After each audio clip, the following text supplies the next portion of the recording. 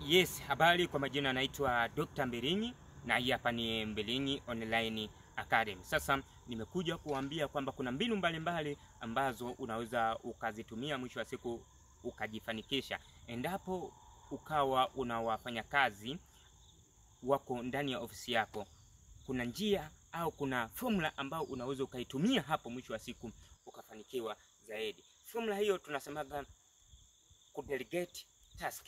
Delegate task yani ni kugawa majukumu kwa kila mmoja mmoja. Endapo labda ukawa unawafanya kazi 10 au 5, hakikisha kila mmoja unawagawia kazi. Kwa nini wagawie wafanyakazi? Kwa sababu wale wafanyakazi wako pale kwa ajili ya kukutimizia wewe maono. Wako pale kwa ajili ya kutumia ujuzi wao, mwisho wa siku wewe ukatumia kwa ajili ya kujifanikisha. Sasa na hii hapo tunasemaga umoja ni nguvu.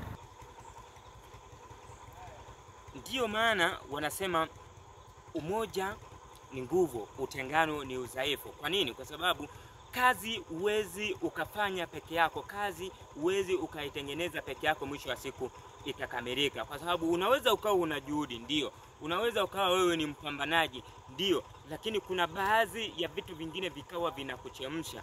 Nilikuwa najiuliza swali hivi kwamba kwa nini mtu anaamka asubuhi anaonekana labda sokoni anabeba mizigo mizito anajibidilisha, lakini mwisho wa siku afanikiwe? Nikaja nikagundua kwamba kufanya kazi na watu ndiyo sehemu sahihi zaidi ambayo inaweza ikamsaidia mtu kufanikiwa zaidi. Kwa hiyo ili uweze kufanikiwa katika kutumia ujuzi wa wafanyakazi wako, unatakiwa ugawe majukumu kwa kila mmoja mmoja. Sasa na hizi mbinu zote ambazo mimi nimekuambia hizi zimeandikwa katika kitabu changu cha Unpopular Technique. Mwisho wa siku unaweza ukatumia hizo mbinu kujifanikisha. Ni mimi Dr. Mbilinyi wa Mbilinyi Online Academy.